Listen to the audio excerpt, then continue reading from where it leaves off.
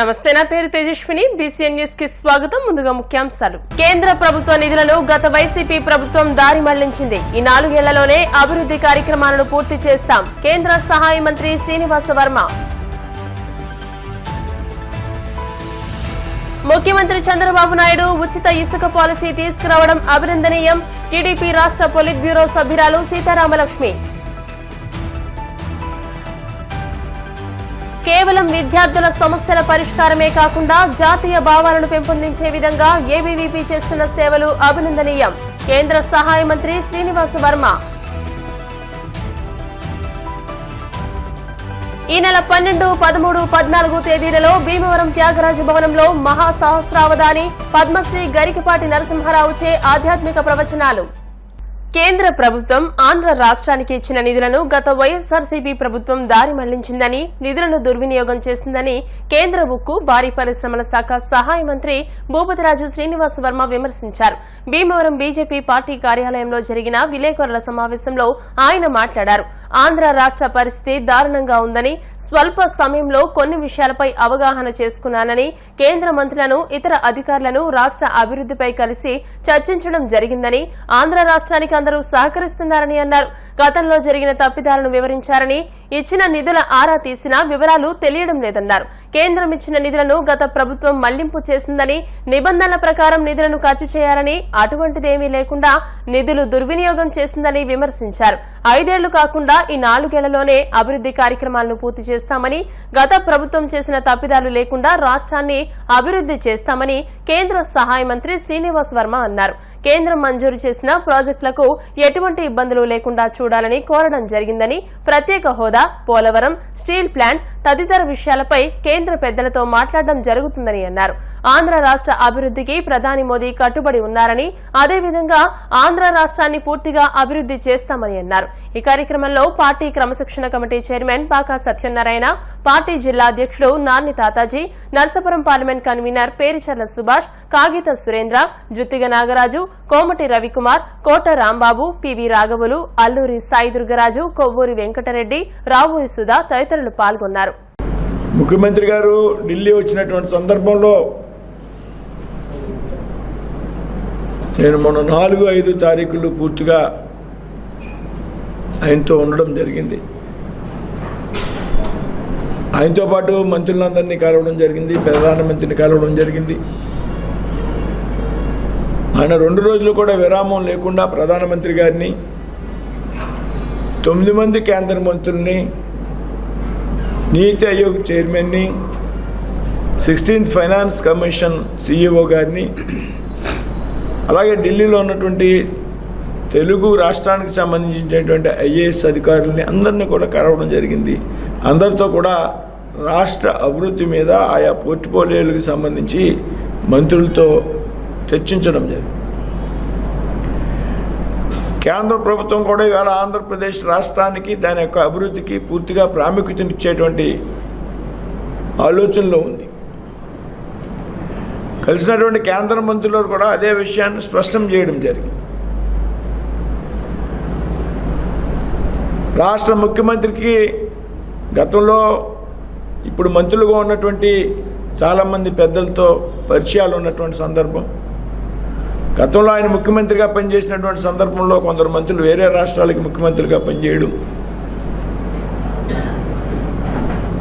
చంద్రబాబు నాయుడు గారి విజన్ మీద వాళ్ళందరికీ కూడా మంచి అభిప్రాయం ఉన్నది కాబట్టి ఖచ్చితంగా ఆంధ్ర రాష్ట్రానికి మేము సహకరిస్తామనేటువంటి విషయాన్ని చాలా స్పష్టంగా చెప్పడం జరిగింది. అయితే అదే సమావేశంలో పాల్గొన్నటువంటి అధికారులు ఎవరైతే ఉన్నారో కేంద్ర మంత్రులతో పాటు ఆయా శాఖలకు కార్యదర్శులుగా ఉన్నటువంటి పెద్దలు తప్పనిసరిగా సహకరిస్తామని చెబుతూనే ఏదైతే గతంలో జరిగినటువంటి అనేక తప్పిదాలని సందర్భంగా వారు గుర్తు చేయడం జరిగింది. గతంలో ఏ అయితే మంత్రిత్వ శాఖలు ఆయా శాఖలకు సంబంధించి ఇచ్చినటువంటి నిధులు ఏవైతే ఉన్నాయో దాని తాలూకు ఆరా తెలియడం లేదు, ఆచూకీ తెలియడం లేదు. అంటే గత ప్రభుత్వం ఏ స్థాయిలో కేంద్ర ప్రభుత్వం నిధులను దుర్వినియోగం చేసిందని చెప్పడానికి నేను ఈ విషయం చెప్తా ఉన్నాను. అన్ని శాఖల్లో కార్యదర్శులు గతంలో ఏదైనా ఒక ప్రాజెక్టుకి సంబంధించి ఆయా శాఖకు సంబంధించి 200 కోట్లు 300 కోట్లు 400 కోట్లు 500 కోట్లు ఇస్తే అసలు ఆ డబ్బు పని పూర్తవకపోగా పని మొదలెట్టకపోగా ఆ డబ్బు దాని తాలూకు ఖాతాల్లో లేకుండా మళ్లింపు జరిగింది. ఆ డబ్బు ఏమైందో మాకు అర్థం కావడం లేదనేటువంటి విషయాన్ని అధికారులు చెప్పినప్పుడు ఆశ్చర్యం వేసింది. అంటే గతంలో ఉన్నటువంటి వైసీపీ ప్రభుత్వం ఎంత పెద్ద ఎత్తున నిధులు మళ్లింపుకి చేసింది అనేటువంటి విషయాన్ని మనం అర్థం చేసుకోవాలి. ఆ డబ్బులు ఏమైనాయో తెలీదు, దేనికి ఖర్చు పెట్టారో తెలీదు, దానికి యుటిలిటీ సర్టిఫికెట్ లేదు. కేంద్ర ప్రభుత్వంలో నిబంధనల ప్రకారం ఏదైనా కొంత డబ్బు రాష్ట్రానికి వస్తే పలానా ప్రాజెక్టు కోసం పథకం కోసం అవి ఖర్చు పెట్టాక దాని తాలూకు యుటిలిటీ యూసీ సర్టిఫికెట్ అంటాం, యుటిలిటీ సర్టిఫికెట్ ఇస్తే దాని తాలూకు రిమైనింగ్ బ్యాలెన్స్ అమౌంట్స్ 2వ దఫా 3వ దఫా ఇచ్చేటువంటి సిస్టమ్ ఉంటుంది కేంద్రం. ఏమీ లేకుండా గతంలో రాష్ట్ర ప్రభుత్వం వ్యవహరించింది అనేటువంటి విషయాన్ని అధికారులు స్పష్టం చేశారు. అయినప్పటికీ కూడా కేంద్ర మంత్రులు చాలా పాజిటివ్గా స్పందించి అధికారులతో కూడా మాట్లాడి దాని మీద మనం ఏమైనటువంటి విషయం మీద మనం ఎంక్వైరీ చేద్దాం. కానీ దాని కారణంగా ఆంధ్ర రాష్ట్రానికి మనం మంజూరు చేసేటువంటి ప్రాజెక్టుల్లో ఆలస్యం చేయవద్దు అనేటువంటి విషయాన్ని అక్కడ ఉన్నటువంటి కేంద్ర మంత్రులు అధికారులకు చాలా స్పష్టంగా చెప్పడం లేదు. రూల్ పొజిషన్ పాటిస్తూనే ఆంధ్ర రాష్ట్రానికి ఏ విధమైన సహకారం కావాల్సిన మనం చేద్దాం అనేటువంటి విషయాన్ని చాలా స్పష్టంగా చెప్పడం లేదు. చాలామంది మంత్రులు 9 మంత్రులు కీలకమైనటువంటి మంత్రులు రాష్ట్ర కేబినెట్ రాష్ట్ర అభివృద్ధితో పూర్తిగా ప్రాధాన్యం ఉన్నటువంటి శాఖలు అవి. కాబట్టి ఇవాళ కూటమి ప్రభుత్వం రాష్ట్రంలో కేంద్రంలో అధికారంలో ఏదైతే భారతీయ జనతా పార్టీ ముందు నుంచి చెబుతుంది డబుల్ ఇంజిన్ సర్కార్ ఉంటేనే అభివృద్ధి ఆయా రాష్ట్రాల్లో సాధ్యమవుతుంది అని. ఇవాళ ఎన్డీఏ కూటమి ఢిల్లీలో అధికారంలో ఉంది, అదే ఎన్డీఏ కూటమికి చెందినటువంటి ప్రభుత్వం రాష్ట్రంలో అధికారంలో ఉంది. కాబట్టి త్వరితగతిన ఈ రాష్ట్రంలో అభివృద్ధి కార్యక్రమాలు 5 సంవత్సరాల వరకు కూడా కాకుండా 4 సంవత్సరాలనే పూర్తి చేసి మళ్ళీ ఎన్నికలకి అయ్యేటప్పటికి ఈ కార్యక్రమాలన్నీ పూర్తి చేయాలనేటువంటి ఒక తపన ఆలోచనతో ముఖ్యమంత్రి చంద్రబాబు నాయుడు గారు ఉన్నారు. ఆ విధంగా కేంద్ర మంత్రులు కేంద్ర ప్రభుత్వం కూడా సహకరించడానికి సిద్ధంగా ఉన్నారు. స్టీల్ ప్లాంట్ని ప్రైవేటీకరణ చేయడం అనేది ఒక విశాఖపట్నం ప్లాంట్కి సంబంధించే కాదు. ఇది డిజిన్వెస్ట్మెంట్ ఏదైతే పెట్టుబడుల ఉపసంహరణ స్కీమ్ ఉందో ఆ స్కీములో దేశంలో పలు చోట డిజిన్వెస్ట్మెంట్ కార్యక్రమం అమలు అవుతూ ఉంది. అందులో భాగంగా విశాఖపట్నం ఈ డిజిన్వెస్ట్మెంట్ కార్యక్రమాన్ని భారతీయ జనతా పార్టీకి అధికారంలోకి వచ్చాక నరేంద్ర మోడీ గారు ప్రధాని అయ్యాక మొదలు పెట్టలేదు. దీనికి నిర్ణయం తీసుకున్నది మన్మోహన్ సింగ్ గారి ప్రభుత్వంలో కూడా నిర్ణయం తీసుకున్నారు డిజిన్వెస్ట్మెంట్కి. అందులో విశాఖపట్నం వంతు వచ్చింది.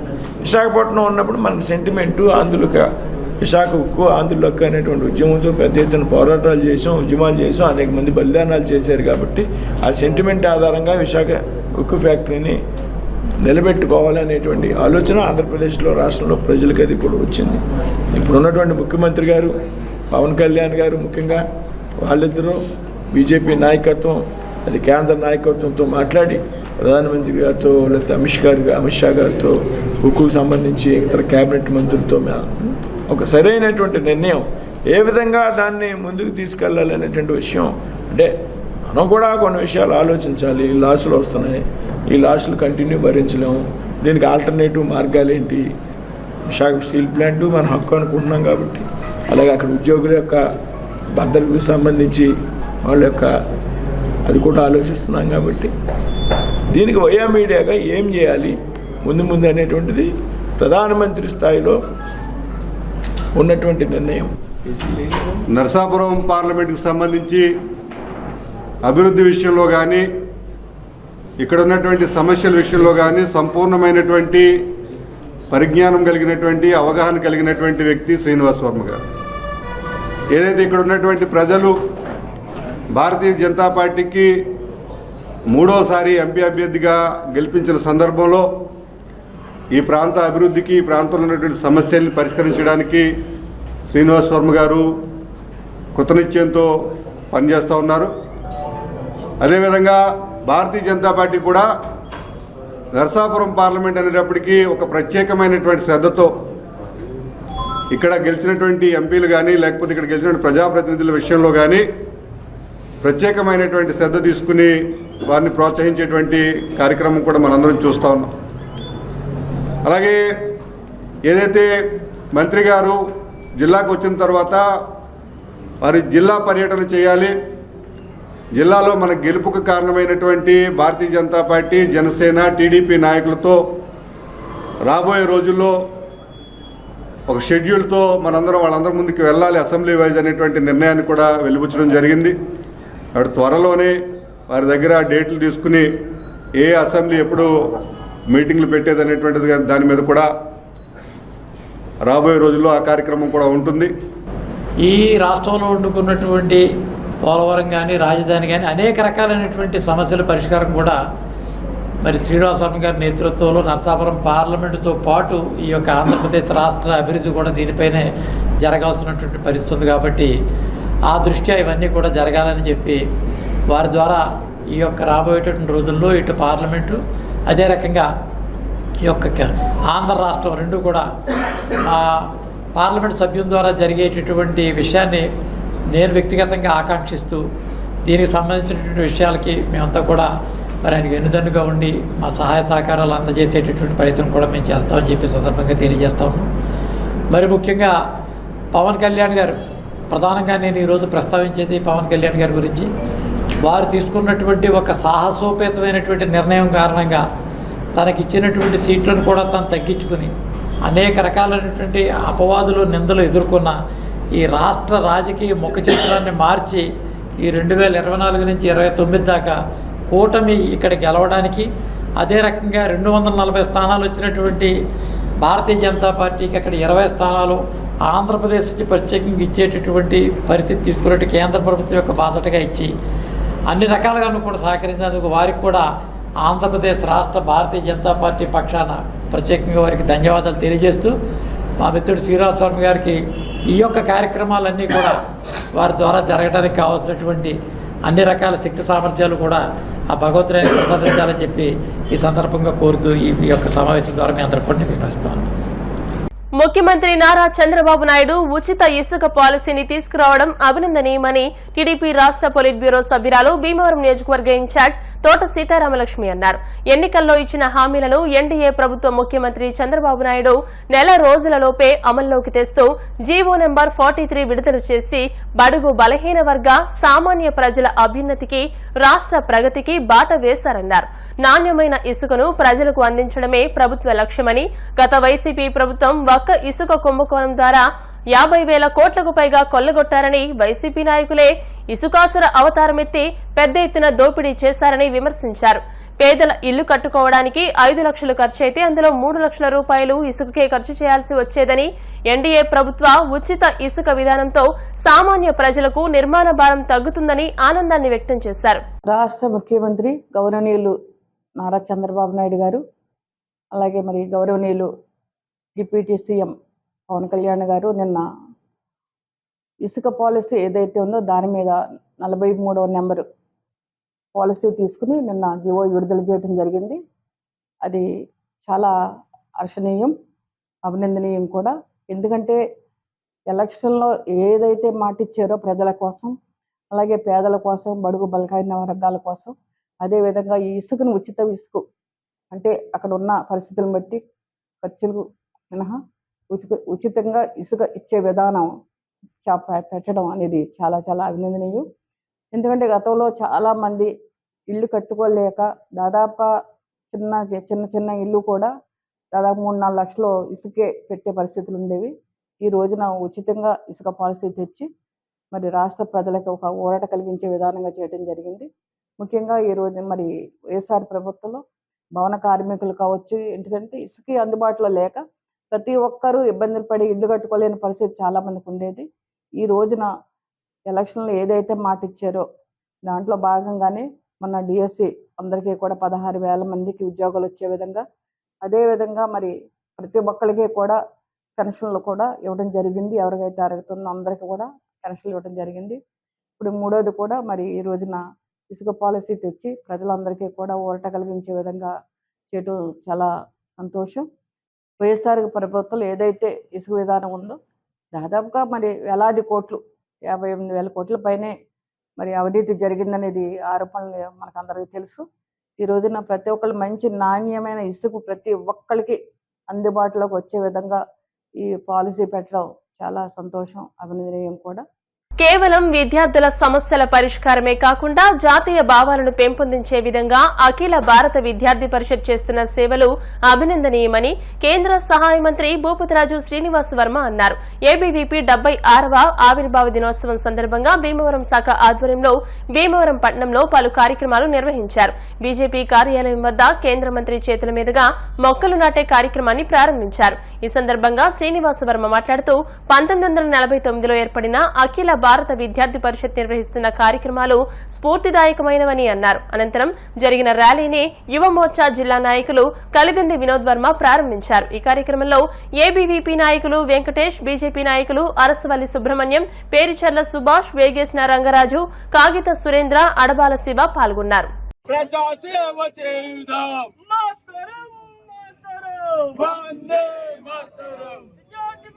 जिंदाबाद जिंदाबाद जिंदाबाद एबीवीपी जिंदाबाद जिंदाबाद जिंदाबाद అఖిల భారతీయ విద్యార్థి పరిషత్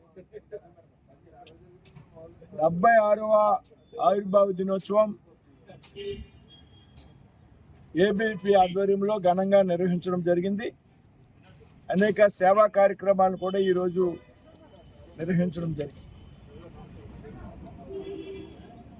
ఏదైతే 1949లో ఏర్పడినటువంటి అఖిల భారతీయ విద్యార్థి సంఘం ఇవాళ ప్రపంచంలోనే అతి శక్తివంతమైనటువంటి విద్యార్థి సంఘం అనేటువంటి విషయం మనందరికీ కూడా తెలుసు.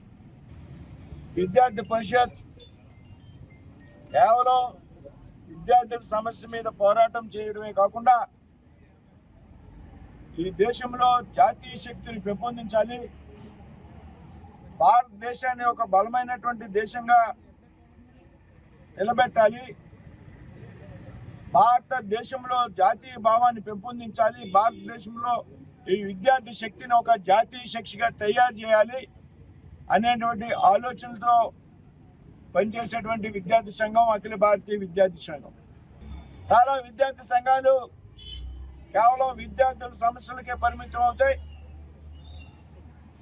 విద్యార్థి పరిషత్ ఆ విధంగా కాకుండా విద్యార్థుల సమస్యల మీద పోరాటాలు, ఉద్యమాలు చేయడమే కాకుండా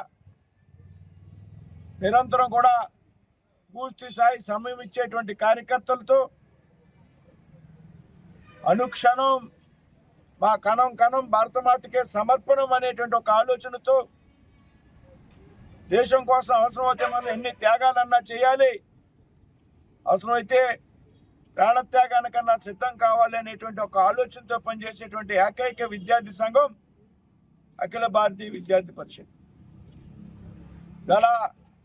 దాని 76వ ఆవిర్భావ దినోత్సవం సందర్భంగా అది విద్యార్థి పరిషత్తులో పనిచేసేటువంటి కార్యకర్తలందరికీ కూడా శుభాకాంక్షలు తెలియజేస్తూ మరి రాబోయేటువంటి రోజుల్లో విద్యార్థి పరిషత్ ఈ దేశంలో ఇంకా బలీనమైనటువంటి విద్యార్థి సంఘంగా ఎదగాలని ఆకాంక్షిస్తుంది.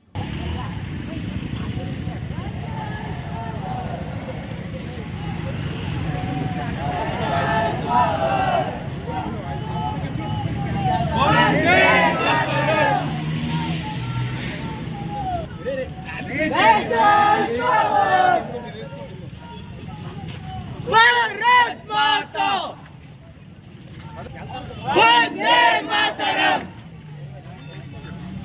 वंदे मातरम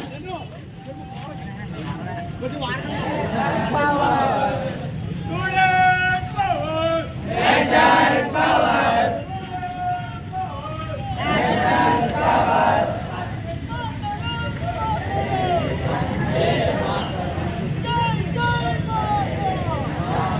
माता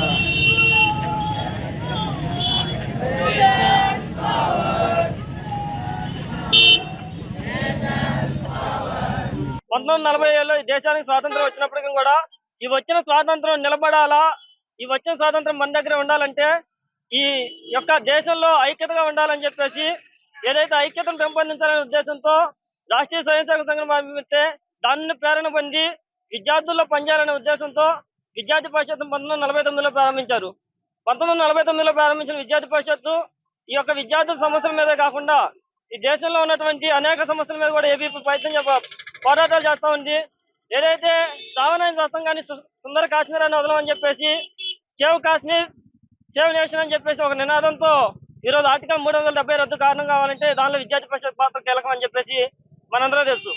అదేవిధంగా ఎన్నో రకాలైనటువంటి దేశ సమస్యలు ఏదైతే చలో చికెన్ నెక్ కావచ్చు, ఏదైతే కేరళలో జాతీయవాదులకి చంపేస్తున్నటువంటి దాన్ని వ్యతిరేకంగా చలో కేరళ ఒక పిలుపు మేరకు, అదేవిధంగా బంగ్లాదేశ్ నుండి ఎవరైతే అక్రమంగా భారత్ లో తొరబడుతుందో వాళ్ళు అడ్డుకోవాలని చెప్పేసి బిఎస్ఎఫ్ ఏర్పాటు చేయాలని, బార్డర్ సెక్యూరిటీ ఫోర్స్ ఏర్పాటు చేయాలని చెప్పేసి సుమారు 10,000 మంది టికెట్లు తీసుకొని ఈ దేశవ్యాప్తంగా కూడా చలో చికెన్ నెక్ పేరు మీద అనేక రకాల కార్యక్రమాలు చేసినటువంటి గానం వైనం ఏబీపీకి ఉంది. ఏదైతే మొట్టమొదటిసారిగా ఇండియా ఆంగ్లేయులు ఇచ్చినటువంటి ఇండియా రాజ్యాంగంలో ఇండియా అని ఉండేది, ఇండియా దట్ ఈస్ భారత్, ఈ దేశం భారతదేశం, భారత్ అనే మొట్టమొదటిసారిగా రాజ్యాంగ సవరణ చేపించిన ఘనత ఏబీపీది. ఇట్లాంటి అనేక కార్యక్రమాలు చేసుకుంటూ ఈరోజు స్టూడెంట్ ఫర్ సేవ, స్టూడెంట్ ఫర్ నేషన్, లేకపోతే student for development, technical students కోసం, పారామెడికల్ స్టూడెంట్స్ కోసం అనేక రకాల ప్రోగ్రామ్ చేస్తున్న సంస్థ ఏబీపీ. ఈ దేశంలో అనేక రకాలైనటువంటి సమస్యల మీద పోరాటం చేస్తా ఉంది ఏబీపీ. బొండా సుబ్బారావు దశమ వర్ధంతిని పురస్కరించుకుని ఈ నెల 12, 13, 14 తేదీలలో భీమవరం ఆర్యవైశ్య వర్తక సంఘ భవనంలో మహాసహస్రావధాని పద్మశ్రీ డాక్టర్ గరికిపాటి నరసింహారావుచే ఆధ్యాత్మిక ప్రవచనాలు కార్యక్రమాన్ని నిర్వహిస్తున్నట్టు బొండా సుబ్బారావు కుమారులు వెంకటేశ్వరరావు చెప్పారు. ప్రతిరోజు సాయంత్రం 6 గంటల నుండి 8:30 వరకు కార్యక్రమం ఉంటుందని, శ్రవణ కుమారుని కథ ప్రవచనం గావిస్తారని విశ్రాంత ప్రధానాచార్యులు డివిఎస్ చంద్రజీ, సంఘ సేవకులు అల్లు శ్రీనివాసులు చెప్పారు. భక్తులు అధిక సంఖ్యలో విచ్చేసి ప్రవచనాలు ఆలకించాలని కోరారు. మా నాన్నగారైన శ్రీ బొండా సుబ్బారావు దశమ వార్షికోత్సవ సందర్భంగా శ్రీ పద్మశ్రీ గరికిపాటి నరసింహారావు ఆధ్యాత్మిక ఉపన్యాసాలు జూలై 12, 13, 14 తేదీలు అనగా శుక్ర, శని, ఆదివారం నాడు త్యాగరాజ భవనంలో సాయంకాలం 6 గంటలకి నిర్వహించి తలపెట్టినాం. కనుక భీమవరం వాసులందరూ కూడా తప్పనిసరిగా వచ్చి కూర్చున్నాం. భీమవరం పరిసర ప్రాంత ప్రజలకు ఆధ్యాత్మిక, ధార్మిక విశేషమైనటువంటి సేవ చేసే మహానుభావులందరికీ కూడా భీమవరంలో పద్మశ్రీ మహాసహస్రావధాని గరికిపాటి నరసింహారావు గారి ఆధ్యాత్మిక ప్రవచన కార్యక్రమం శ్రవణ కుమారుడి కథని బొండా సుబ్బారావు గారు, మహాలక్ష్మి దంపతుల యొక్క స్మృతితో సుబ్బారావు గారి దశమ వర్ధంతి కారణంగా బొండా వెంకటేశ్వరరావు గారు, వారి కుమారుడు కిషోర్ గారు, కుటుంబ సభ్యులంతా కూడా ఏర్పాటు చేయడం జరిగింది. మరి ఈ రోజుల్లో తల్లిదండ్రుల్ని చక్కగా చూసేటటువంటి విధానం కానీ, కుటుంబ వ్యవస్థ మీద గౌరవం ఉంచే విధానం కానీ, పెద్దల మీద అభిమానం ఉంచే విధానం కానీ, ఇదన్నీ యువతకి, సమాజానికి తెలియాలి అనేటటువంటి ఉద్దేశం చేత మరి బొండా వెంకటేశ్వరరావు గారు, వారి కుటుంబ సభ్యులు కూడా ఈ వారి యొక్క దశమ వర్ధంతి సందర్భంగా ఈ శ్రవణ కుమారుడి కథ, రామాయణంలో అయోధ్యకాండలోని ఈ కథని శ్రవణ కుమారుడు ఏ విధంగా తల్లిదండ్రులని, అందులైన తల్లిదండ్రులను ఆదరణతో చూశాడు, మిగతా విశేషాలన్నీ కూడా నేటి కాలానికి అవసరమైనటువంటి విషయాన్ని అందించడానికి చేస్తున్న ప్రయత్నానికి ధన్యవాదాలు తెలియజేస్తూ జూలై 12, 13, 14 తారీఖుల్లో ఆర్య వైశ్య వర్తక సంఘం భవనంలో 6 గంటల నుంచి 8 గంటల వరకు జరిగేటటువంటి కార్యక్రమానికి అందరూ విచ్చేసి జయప్రదం చేయవలసిందిగా కోరి ప్రార్థిస్తున్నాం. ఆధ్యాత్మికవేత్త, భీమవరం వాస్తవ్యులు బొండా వెంకటేశ్వర గారి తండ్రి గారు అయినటువంటి బొండా సుబ్బారావు గారి దశమ వర్ధంతి సందర్భంగా ఈ జూలై 12, 13, 14 తేదీల్లో భీమవరం ఆర్యవైశ్య వర్తక సంఘ భవనం, త్యాగరాజ భవనం నందు మరి సహస్రావధాని, మరి నిత్యం కూడా మరి గరికిపాటి నరసింహారావు గారు అంటే మన ప్రాంతంలో ఎక్కువ అభిమానులు ఉన్నటువంటి వ్యక్తి. మరి వారి ప్రవచనాలని 3 రోజుల పాటు బొండా వెంకటేశ్వరరావు గారి త్యాగరాజ భవనంలో ఏర్పాటు చేయడం జరిగింది. మరి సాయంత్రం 12వ తారీఖు సాయంత్రం 6 గంటల నుంచి 8 గంటల వరకు కూడా జరిగేటువంటి ప్రవచనాలకి భీమవరం పరిసర ప్రాంతంలో ఉన్నటువంటి ప్రజలు 50 మంది కూడా విచ్చేసి మరి ఇక్కడ జరిగేటువంటి ప్రవచనాలను విని వారి ఆనందాన్ని వ్యక్తం చేయాల్సిందిగా కొండా వెంకటేశ్వరరావు తరఫున ఆహ్వానం పలుకుతున్నాం. అందరూ కూడా విచ్చేసి ఈ కార్యక్రమాన్ని జయప్రదం చేయమని కోరుతున్నాం. జనాభా నియంత్రణ సామాజిక బాధ్యత అని ఏ దేశ ప్రగతి అయినా ఆ దేశ జనాభాపై ఆధారపడి ఉంటుందని భీమవరం ఐఎంఏ అధ్యక్షులు డాక్టర్ జి బాలకృష్ణరాజు అన్నారు. శ్రీ విజ్ఞాన వేదిక ఆధ్వర్యంలో ప్రపంచ జనాభా దినోత్సవ బ్రోచర్ను ఆవిష్కరించారు.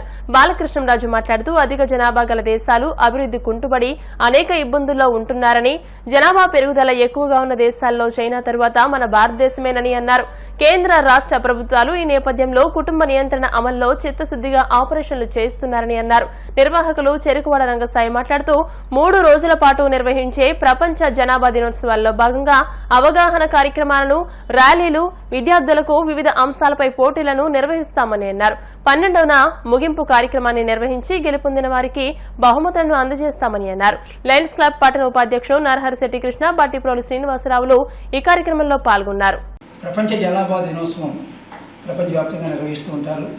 మరి ముఖ్యంగా ఏ దేశ ప్రగతి అయినా జనాభా ప్రాతిపదికన ఆధారపడి ఉంటుంది. మరి ఎక్కువ జనాభా దేశంలో కరువు కాటకాలు ఉంటాయి. మరి చైనా తర్వాత మన భారతదేశమే ఎక్కువ అని చెప్పేసి జనాభా సంఖ్య పెరిగేస్తుంది. ఈ నేపథ్యంలో ప్రతి ఒక్కరూ కూడా కుటుంబ నియంత్రణ పాటించాలని చెప్పేసి ప్రభుత్వాలు, కేంద్ర రాష్ట్ర ప్రభుత్వాలు ఎన్నో తీసుకొస్తున్నాయి. అయితే కుటుంబ నియంత్రణ కూడా ఇవాళ చాలా చోట్ల అన్ని చోట్ల చేయడానికి మనకు జరుగుతున్నాయి విషయాలు. అయితే ఏంటంటే మనందరం కూడా దేశక్షేమం కోరి కుటుంబ నియంత్రణ చేయించుకోవాలని ప్రాతిపదిక మీద ఈ జనాభా తగ్గించాలని ఉద్దేశం మీద ఈ కార్యక్రమం నిర్వహిస్తుంటారు. మేము ఐఎంఏ తరఫున ఐఎంఏ జిల్లా కలెక్టర్ వారి స్ఫూర్తితోటి ఈ కార్యక్రమాన్ని వారు నిర్వహిస్తూ రేపు 10-11 తేదీల్లో విద్యార్థులకు వివిధ పోటీలు నిర్వహించి 12వ తేదీన డిఎంహెచ్ఓ గారి చేత మరి బహుమతులు, సర్టిఫికెట్లు అందడానికి కార్యక్రమం చేసి తెలియజేస్తున్నాం. ఈరోజు మరి ఐఎంఏ ప్రెసిడెంట్ డాక్టర్ బాలకృష్ణ గారి చేత ఇవాళ బ్రోచర్ ఓపెన్ చేస్తాం. ఇప్పుడు కాసేపు ప్రకటనలు.